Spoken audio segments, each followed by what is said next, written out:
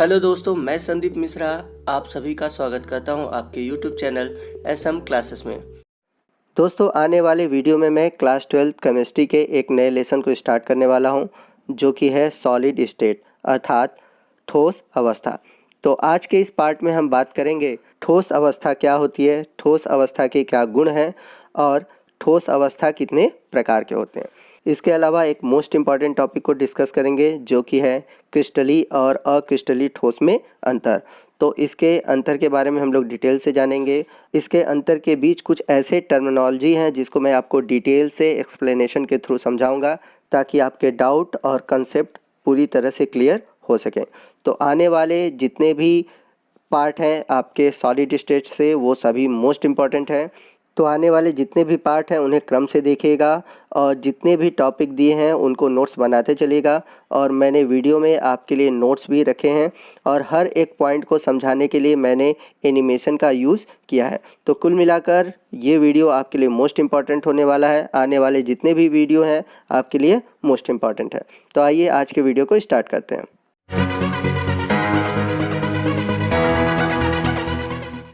जैसा कि आप सभी जानते हैं कि द्रव्य की तीन अवस्थाएं होती हैं, ठोस, द्रव और गैस। परंतु अब इस कंसेप्ट को आप क्लियर कर लीजिए कि द्रव्य की तीन अवस्थाएं नहीं, द्रव्य की चार अवस्थाएं होती हैं। पहली अवस्था है ठोस, दूसरी अवस्था है द्रव, तीसरी अवस्था है गैस और चौथी अवस्था है प्लाज्मा।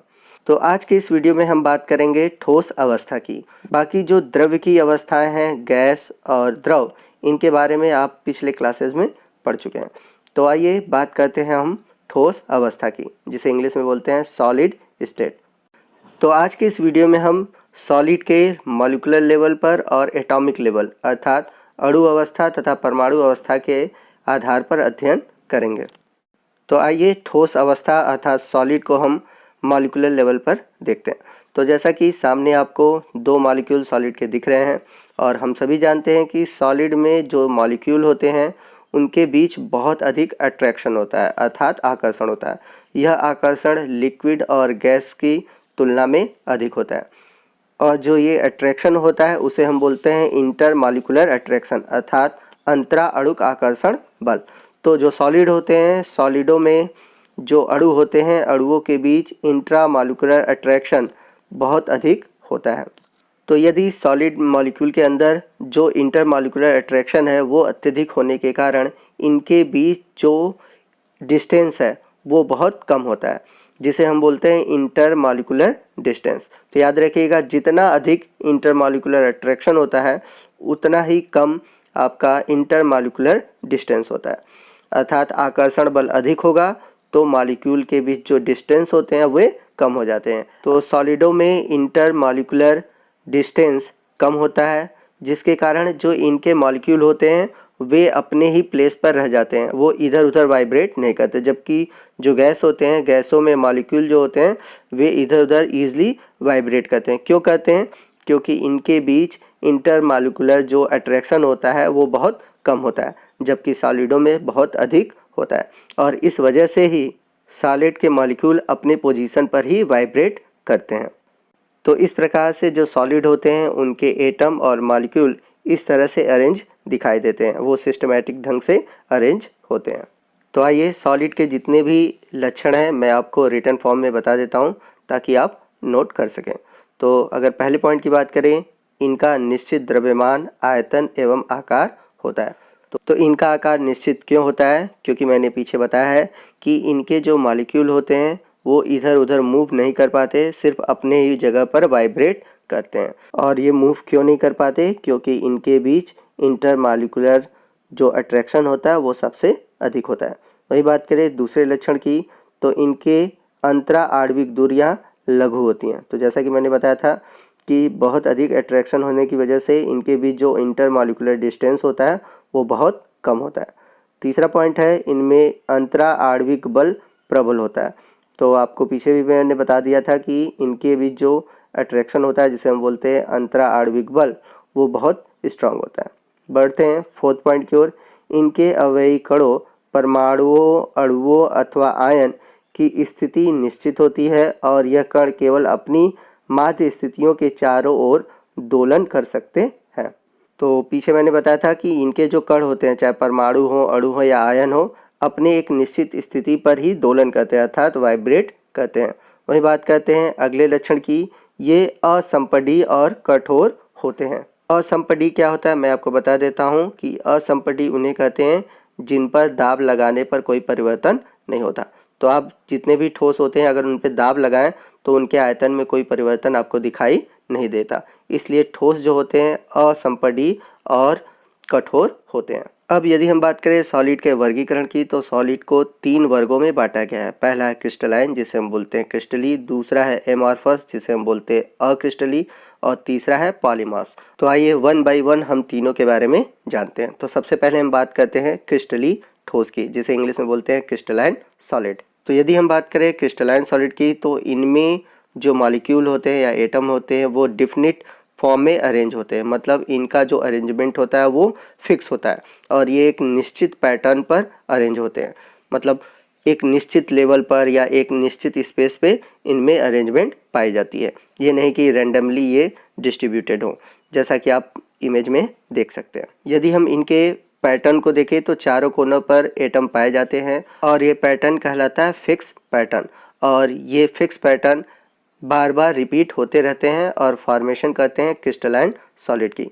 वहीं बात करें हम अक्रिस्टली सॉलिड की, तो देख सकते हैं आप कि अक्रिस्टली सॉलिड में जो मॉलिक्यूल होते हैं एक रेगुलर पैटर्न पर अरेंज नहीं होते, अर्थात इनके मॉलिक्यूल का जो अरेंजमेंट होता है वो रैंडम होता है। पर ऐसा भी हम नहीं कह सकते कि एमॉर्फस सॉलिड में अरेंजमेंट नहीं होता, इनमें भी अरेंजमेंट होता है, बट ये शॉर्ट रेंज के बाद ब्रेक कर जाता है, जैसा कि आप इमेज में देख सकते हैं।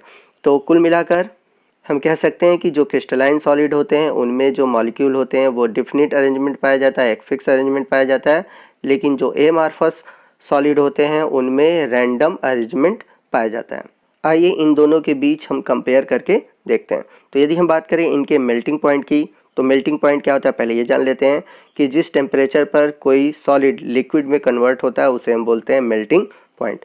तो यदि हम बात करें क्रिस्टलाइन सॉलिड की, तो क्रिस्टलाइन सॉलिड का जो मेल्टिंग पॉइंट होता है वो शार्प होता है। शार्प मेल्टिंग पॉइंट का मतलब होता है कि इनका मेल्टिंग पॉइंट फिक्स्ड टेम्परेचर पे होता है। तो फिक्स टेम्परेचर का मतलब यह है कि जैसे कोई सॉलिड है अगर वो 300 डिग्री सेंटीग्रेड मिलेगा तभी वो सॉलिड से लिक्विड में कन्वर्ट होगा, अगर 300 से कम मिलता है तो वो सॉलिड से लिक्विड में कन्वर्ट नहीं हो सकता। बट वहीं हम बात करें अक्रिस्टलाइन सॉलिड की, तो इनकी जो मेल्टिंग पॉइंट होती है वो शार्प नहीं होती, वाइड रेंजेस होती है। इसका मतलब ये है कि जब इन्हें मेल्ट किया जा सकता है तो हो सकता है ये 100 से 300 डिग्री सेंटीग्रेड पर किसी भी टेम्परेचर पर मेल्ट हो जाए, जैसे आप रबर को गर्म करके देख सकते हैं। वही बात करें हम तीसरे प्रकार के सॉलिड की, जो कि है पॉलीमॉर्फ।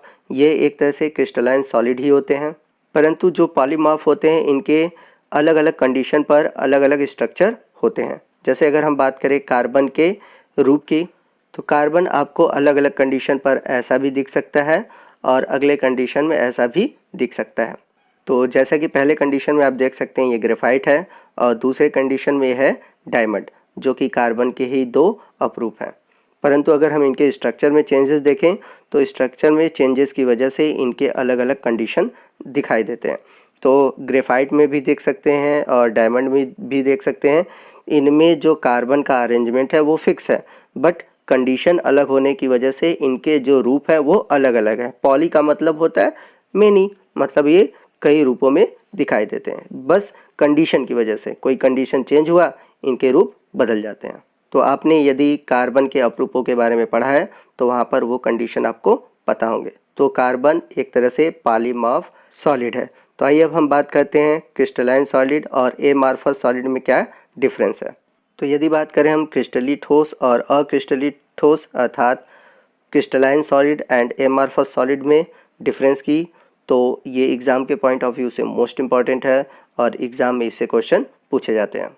तो मैं टेबल के फॉर्म में आपको डिटेल से बताता हूँ। तो यदि हम बात करें इनके गुणों की ज्यामिति के आधार पर, तो जैसा कि हम लोगों ने देखा था कि जो क्रिस्टली ठोस होते हैं इनकी ज्यामिति निश्चित होती है, जबकि जो अक्रिस्टली ठोस होते हैं इनकी ज्यामिति निश्चित नहीं होती। क्रिस्टली ठोस में मॉलिक्यूल का अरेंजमेंट फिक्स होता है, जबकि जो आपके अक्रिस्टली ठोस होते हैं उनके मॉलिक्यूल का अरेंजमेंट रैंडम होता है, मतलब अव्यवस्थित होता है। बढ़ते हैं हम दूसरे डिफरेंस की ओर। तो बात करते हैं आंतरिक व्यवस्था के आधार पर।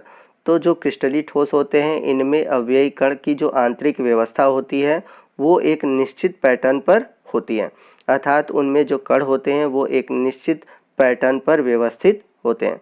वही बात करें हम अक्रिस्टलीय ठोस में, तो अक्रिस्टलीय ठोस में जो इनके अवयवी कण होते हैं इनकी आंतरिक व्यवस्था जो होती है वो अव्यवस्थित होती है, जिसे हम बोलते हैं रैंडम अरेंजमेंट। तो क्रिस्टलीय ठोस में अरेंजमेंट फिक्स होता है, मतलब निश्चित होता है और नियमित होता है, जबकि अक्रिस्टलीय ठोस में यह अनिश्चित और अनियमित होता है, जैसा कि इमेज में मैं आपको फिर से दिखा देता हूँ। बढ़ते हैं अगले पॉइंट की ओर, जो कि है गलनांक। तो इनके गलनांक निश्चित होते हैं, मतलब जो क्रिस्टलीय ठोस होते हैं उनका गलनांक निश्चित होता है, क्योंकि मैंने बताया था इनका शार्प मेल्टिंग पॉइंट होता है।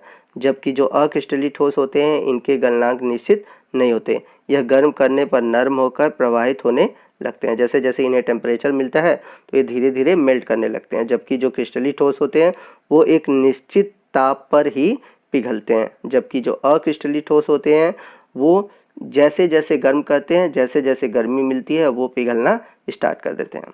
इसलिए अक्रिस्टलीय ठोस के मेल्टिंग पॉइंट को हम बोलते हैं वाइड रेंज मेल्टिंग पॉइंट। आइए नेक्स्ट, प्रकृति के आधार पर इनके अंतर को हम देखते हैं। तो जो क्रिस्टलीय ठोस होते हैं इनका निश्चित गलनांक होने के कारण ये वास्तविक ठोस कहलाते हैं। याद रखिएगा, क्रिस्टलीय ठोस को हम वास्तविक ठोस कहते हैं। क्यों कहते हैं, अभी आगे जब हम अक्रिस्टलीय ठोस के बारे में पढ़ेंगे तो खुद हमें समझ में आ जाएगा। तो जो अक्रिस्टलीय ठोस होते हैं इनके गलनांक निश्चित न होने के कारण ये अतिशीतित द्रव, मोस्ट इंपॉर्टेंट है, याद रखिएगा, अक्रिस्टलीय ठोस को अतिशीतित द्रव या आभासी ठोस कहते हैं। अब ऐसा क्यों कहते हैं मैं आपको एग्जाम्पल के थ्रू समझाता हूँ, ध्यान से सुनिएगा। तो आइए मैं आपको एग्जाम्पल के थ्रू अतिशीतित द्रव या आभासी ठोस के बारे में बताता हूँ। तो हम सभी जानते हैं जो शीशा होता है वो अक्रिस्टलीय ठोस है। तो शीशा जब नया होता है तो उसकी जो सतह होती है एकदम सेम होती है, मतलब कि ऊपर से नीचे सेम होता है। बट खिड़कियों में जो लगा हुआ शीशा होता है जैसे समय बीतता है, मतलब जैसे जैसे वो पुराना होता है तो उसके जो नीचे का क्षेत्र होता है, मतलब शीशे का जो नीचे वाला एरिया होता है वो ऊपर की तुलना में हल्का चौड़ा होता है। अब ऐसा क्यों होता है, क्योंकि अभी हम लोगों ने पढ़ा कि जो अक्रिस्टलीय ठोस होते हैं उनकी जो मेल्टिंग पॉइंट का रेंज होता है वो अलग होता है, मतलब वो किसी भी रेंज पर मेल्ट होने लगते हैं। तो जैसे जैसे गर्मी पड़ती है, हर साल गर्मी पड़ती है, तो होता क्या है कि ये इनके मॉलिक्यूल मेल्ट होते हैं और मेल्ट होने की वजह से ये ग्रेविटी के कारण नीचे की ओर जाते हैं, नीचे की ओर बहते हैं। तो धीरे धीरे ये बहते हुए नीचे की ओर इकट्ठा होते हैं, जिसके कारण जो बहुत पुराने शीशे होते हैं खिड़की में लगे होते हैं वे चौड़े हो जाते हैं। तो इस प्रकार इस क्वालिटी को हम कहते हैं अतिशीतित, या इसलिए इन्हें कहा जाता है अतिशीतित द्रव। और इन्हें आभासी ठोस क्यों कहते हैं, क्योंकि दिखते तो हैं ठोस की तरह, परंतु ये ठोस की तरह पूरी प्रकृति को प्रदर्शित नहीं करते, अर्थात ये एक प्रकार के रियल ठोस नहीं है। तो याद रखिएगा, जो क्रिस्टलीय ठोस होते हैं वो रियल ठोस हैं, वास्तविक ठोस हैं, जबकि जो अक्रिस्टलीय ठोस हैं ये आभासी ठोस हैं। और इनका यही गुण, अर्थात द्रव की भांति बहने वाले गुण के कारण इन्हें हम अतिशीतित द्रव भी कहते हैं। बढ़ते हैं अगले डिफरेंस की ओर, जो कि है शीतलन वक्र। तो जो क्रिस्टलीय ठोस होते हैं इनका निश्चित गलनांक के कारण शीतलन वक्र असतत होता है, मतलब कंटिन्यूअस नहीं होता। जबकि जो अक्रिस्टलीय ठोस होते हैं इनका गलनांक निश्चित न होने के कारण इनका शीतलन वक्र सतत नहीं होता। शीतलन वक्र क्या होता है मैं आपको समझाता हूँ। जैसा कि मैंने आपसे प्रॉमिस किया है कि मैं एक्सप्लेन करते चलूँगा, तो डिफरेंस भी जानिए और एक्सप्लेनेशन भी जानिए। तो शीतलन वक्र क्या होता है मैं आपको पहले बताता हूँ। तो यदि एक हम ग्राफ देखें जिसमें कि ऊपर की ओर टेम्परेचर है और नीचे की ओर है टाइम, जैसा कि आप देख सकते हैं। तो आइए मैं इसे आपको पानी के एग्जांपल से समझाता हूँ। तो जैसा कि हम सभी जानते हैं कि 100 डिग्री सेंटीग्रेड पर जो वाटर होता है वो लिक्विड फॉर्म में होता है। तो यदि अगर हम 100 डिग्री सेंटीग्रेड पर टेम्परेचर कम स्टार्ट करें, मतलब 100 से 80 जाएँ, 80 से 60 जाएँ, तो हम जानते हैं कि उस समय क्या होता है, जो गैस होती है, मतलब 100 डिग्री सेंट पे तो वो बॉयल हुआ होगा, गैस के फॉर्म में होगा, तो गैस से धीरे धीरे किस कंडीशन में आएगा, लिक्विड कंडीशन में आएगा। क्यों आएगा, क्योंकि हम सभी जानते हैं कि 100 डिग्री सेंटीग्रेड पर जो पानी होता है वाष्प में बदल जाता है। जब वाष्प को हम ठंडा करेंगे तो वो धीरे धीरे क्या होगा, वापस द्रव रूप में बदलेगा।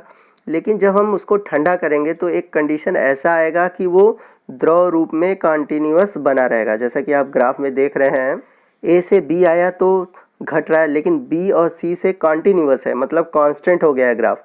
क्यों हो गया है? क्योंकि उस स्टेज में वह द्रव रूप में ही है। जैसे अगर हम ठंडा किए तो ये नहीं कि तुरंत वो द्रव से ठोस हो जाएगा, ऐसा तो नहीं होगा ना। टेम्परेचर घटाने पर वो बहुत देर तक लिक्विड फॉर्म में रहेगा। लेकिन जब हम इसे और ठंडा करें, मतलब एक कंडीशन ऐसा ले जाए जब हम 0 डिग्री सेंटीग्रेड पर इसे ले जाते हैं, तो ये जब 0 डिग्री सेंटीग्रेड पर पहुंचेगा तभी ठोस होगा। बस समझे कि नहीं?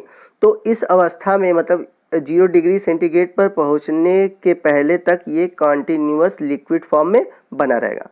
तो इसलिए कहा गया है कि इसका जो शीतलन वक्र होता है वो असतत होता है। मतलब कि ये नहीं कि वो ग्राफ डाउन होता जाए, मतलब एक बार ग्राफ डाउन हुआ फिर कांस्टेंट हुआ, फिर डाउन हुआ फिर कांस्टेंट हुआ, मतलब ये कॉन्टिन्यूअस नहीं होता। इसलिए इसके जो क्रिस्टली ठोस होते हैं वे असतत होते हैं। अगर हम इनको गर्म करें तो ये डायरेक्ट ये नहीं कि लिक्विड में कन्वर्ट हो जाएंगे, पहले ये धीरे धीरे लिक्विड में कन्वर्ट होंगे और बहुत देर तक लिक्विड रहेंगे, और जब एक ऐसा कंडीशन आएगा तब ये जाकर कहीं गैस में बदलेंगे। तो इसलिए इनके वक्र को, मतलब शीतलन वक्र को बोला गया है कि कॉन्टिन्यूअस नहीं होते, अर्थात असतत होते हैं। इसका कारण यह है कि इनका गलनांक निश्चित होता है। वहीं हम बात करें अक्रिस्टलीय ठोस की, तो जो अक्रिस्टलीय ठोस हैं इनका जो शीतलन वक्र है वो सतत होता है, कॉन्टिन्यूअस होता है। क्यों? क्योंकि इनका जो गलनांक होता है वो निश्चित नहीं होता। तो ये किसी भी टेम्परेचर के रेंज पर वो क्या करते हैं, वो मेल्ट करने लगते हैं। तो इसलिए इनका ग्राफ आप देख सकते हैं कि टेम्परेचर जैसे जैसे घट रहा है इनका ग्राफ कॉन्टिन्यूअस घटता जा रहा है, इसलिए इसको हम बोलते हैं ये सतत होता है। तो जैसा कि आप ग्राफ में देख सकते हैं, जो क्रिस्टलीय पदार्थ हैं उनका शीतलन वक्र कॉन्टिन्यूअस नहीं है, जबकि अक्रिस्टलीय पदार्थ के जो शीतलन वक्र हैं वो कॉन्टिन्यूअस हैं। आइए बढ़ते हैं अगले डिफरेंस की ओर, जो कि है दैशिकता। तो दैशिकता क्या होती है उसको बाद में जानेंगे, पहले अंतर को हम देखते हैं। तो जो क्रिस्टलीय ठोस होते हैं ये विषम दैशिकता प्रदर्शित करते हैं, जबकि जो अक्रिस्टलीय ठोस होते हैं वो समदैशिकता प्रदर्शित करते हैं। तो आइए हम देखते हैं कि विषम दैशिकता क्या होती है और समदैशिकता क्या होती है। तो पहले आइए जानते हैं कि विषम दैशिकता होती क्या है। तो जैसा कि हम लोगों ने पढ़ा है कि जो क्रिस्टलीय ठोस होते हैं वे विषम दैशिकता प्रदर्शित करते हैं। तो विषम दैशिकता होती क्या है? यदि भिन्न भिन्न दिशाओं में भौतिक गुणधर्म भिन्न भिन्न हो तो उसे हम ठोस की विषम दैशिकता कहते हैं। तो जितने भी क्रिस्टलीय ठोस होते हैं वे विषम दैशिकता प्रदर्शित करते हैं। तो जैसा कि आप बीच वाले इमेज में देख सकते हैं कि इसमें सोडियम और क्लोरीन के मॉलिक्यूल एक सिस्टम से अरेंज है, देख रहे हैं? क्योंकि क्रिस्टलीय ठोस में मैंने बताया था कि जितने भी मॉलिक्यूल होते हैं वो उनका अरेंजमेंट एक सिस्टम से होता है, फिक्स अरेंजमेंट होता है। तो sodium chlorine sodium chlorine sodium chlorine है, ठीक। यदि हम इनको एक लेवल पे काटें, जैसे फर्स्ट आप यहाँ पे लिखा हुआ है राउंड में देख रहे हैं, अगर हम इनको सीधा देखें तो यहाँ पर मॉलिक्यूल देख रहे हैं, एक बार सोडियम आ रहा है तो क्लोरीन आ रहा है, फिर सोडियम आ रहा है तो क्लोरीन आ रहा है, तो ये पैटर्न अलग है। लेकिन अगर हम इसको क्रॉस काटें, सेकंड वाला आप देख सकते हैं, तो यहाँ पर जब हम क्रॉस काट रहे हैं तो यहाँ पर सिर्फ हमें क्लोरीन मॉलिक्यूल दिख रहा है। तो आप देख रहे हैं कि अलग अलग एंगल पर, मतलब अलग अलग दिशा पर इनके जो ठोस के या मॉलिक्यूल के जो गुणधर्म है वो अलग अलग है, और इसी को हम बोलते हैं विषम दैशिकता। लंबे पे काटें तो सोडियम क्लोरीन आए, लेकिन हम लोगों ने जब इनको तिरछा काटा तो एक ही तरह के मॉलिक्यूल आ गए, क्लोरीन के ही मॉलिक्यूल आए, और यही गुण कहलाता है विषम दैशिकता। वहीं हम बात करें अक्रिस्टलीय ठोस की, तो अक्रिस्टलीय ठोस समदैशिकता प्रदर्शित करते हैं। तो समदैशिकता होती क्या है? तो यदि हम भिन्न भिन्न दिशाओं पर ठोस के गुणधर्म या उनके गुणों का अध्ययन करें तो हर दिशा में जब उनके गुण एक समान होते हैं तो उसे हम बोलते हैं समदैशिकता, और ये अक्रिस्टलीय ठोस में दिखाई देता है। तो मतलब समदैशिकता का गुण कौन प्रदर्शित करता है? अक्रिस्टलीय ठोस प्रदर्शित करते हैं।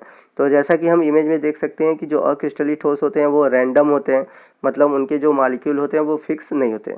तो अगर हम इसको कहीं से भी काटें, तो किसी भी लेवल पर काटें तो हम देखेंगे कि जो मॉलिक्यूल है बराबर बराबर, आपको कहीं कम कहीं ज़्यादा, बट दोनों तरह के मॉलिक्यूल दिखाई देंगे। जबकि हम लोगों ने क्रिस्टलीय ठोस में देखा तो कहीं मॉलिक्यूल एक जैसे थे तो कहीं दोनों तरह के थे। तो ये दोनों अंतर जो है मोस्ट इम्पॉर्टेंट है, आप इसको याद रखिएगा, और आई होप कि आपको विषम दैशिकता और समदैशिकता अच्छे से समझ में आ गया होगा। बढ़ते हैं अगले डिफरेंस की ओर कि क्रिस्टलीय और अक्रिस्टलीय में क्या अंतर है। तो नेक्स्ट जो डिफरेंस है उसको हम विदलन के आधार पर बात करेंगे। हम सभी जानते हैं विदलन का मतलब होता है टूटना। तो जब हम क्रिस्टलीय ठोस को तेज़ धार वाले औजार से काटते हैं तो इनमें जो विदलन होता है वो स्पष्ट होता है और जो नई बनी हुई सतह होती है वो सपाट और चिकनी होती है। जबकि अगर हम बात करें अक्रिस्टलीय ठोस की, तो यदि हम इसे तेज़ धार वाले औजार से काटते हैं तो इनकी सतह जो होती है वो अनियमित होती है और छोटे छोटे टुकड़ों में बटी होती है। आप इसको सिंपली ऐसे भी समझ सकते हैं, जैसे अगर हम पनीर को काटें तो पनीर को जब काटते हैं तो उसकी सतह एकदम चिकनी और सपाट होती है। जबकि अगर हम किसी चीज़ को काटें और काटने पर उसकी सतह चिकनी ना हो, खुरदरी हो, टुकड़ों में टूट जाए, ठीक है। तो ये जो क्वालिटी होती है, मतलब कि तेज़ धार पर काटने पर जो सपाट सतह होती है ये क्रिस्टलीय ठोस में होती है, जबकि अक्रिस्टलीय ठोस में सपाट सतह नहीं बनती, ये टुकड़ों में टूट जाते हैं या फिर अनियमित होते हैं। बढ़ते हैं अगले डिफरेंस की ओर। तो अगला डिफरेंस है अव्ययी कणों की व्यवस्था। तो जैसा कि हम लोगों ने पढ़ा था कि जो क्रिस्टलीय ठोस होते हैं उनमें जो कणों की व्यवस्था होती है एकदम पैटर्न पर होती है, फिक्स अरेंजमेंट होता है। और इनमें जो परास होता है, मतलब जो रेंजेस होते हैं वो दीर्घ होते हैं, मतलब ये बहुत लॉन्ग टर्म पर, मतलब चाहे जितना लंबा चलते जाए इनकी व्यवस्था एक जैसी होगी। जबकि अगर हम बात करें अक्रिस्टलीय ठोस की तो इनमें लघु परास होते हैं, मतलब शॉर्ट रेंजेज होते हैं। जैसा मैंने बताया था कि कुछ दूरी पर तो ये नियमित क्रम में होंगे, लेकिन थोड़ी ही दूर के बाद इनका जो क्रम होता है वो बदल जाता है, मतलब लॉन्ग टर्म पर ये एक जैसे नहीं हो सकते। तो यही डिफरेंस है दीर्घ परासी की और लघु परासी की। जैसा कि इमेज में आप देख सकते हैं कि जो क्रिस्टलीय ठोस है इनका जो अरेंजमेंट है एकदम सिस्टमैटिक, कंटिन्यूअस, चाहे जहाँ तक चला जाए। लेकिन जो आपके अक्रिस्टलीय हैं ये कुछ दूरी के बाद इनका अरेंजमेंट बदल गया। बढ़ते हैं लास्ट डिफरेंस की ओर। तो इनमें जो गलन होती है, अर्थात इनका जो गलनांक होता है क्रिस्टलीय ठोस का, वो निश्चित होता है और अभिलक्षणिक होता है, जिसे हम बोलते हैं शार्प, मतलब फिक्स पॉइंट पर होता है। जबकि जो अक्रिस्टलीय ठोस है इनकी गलन उष्मा निश्चित नहीं होती। तो ये था क्रिस्टलीय तथा अक्रिस्टलीय ठोस में अंतर, जो कि एग्ज़ाम के पॉइंट ऑफ व्यू से मोस्ट इम्पॉर्टेंट है। तो अगले वीडियो में हम ठोस के अन्य और प्रॉपर्टीज़ के साथ आएंगे, इनके और प्रकार के बारे में बात करेंगे। चूँकि ठोस अवस्था एक चैप्टर बहुत बड़ा चैप्टर है तो इसको हम कई पार्ट में डिस्कस करेंगे। तो आज के वीडियो में बस इतना ही, मिलते हैं अगले वीडियो में। यदि वीडियो अच्छा लगा है तो प्लीज़ वीडियो को ज़रूर लाइक कीजिएगा, अपने दोस्तों में इसे अधिक से अधिक ज़रूर शेयर कीजिए। और यदि आप हमारे चैनल पर नए हैं तो प्लीज़ चैनल को ज़रूर सब्सक्राइब कीजिएगा और बगल में जो बेल आइकन है इसको प्रेस कीजिएगा। आज के लिए बस इतना ही। जय हिंद, जय भारत।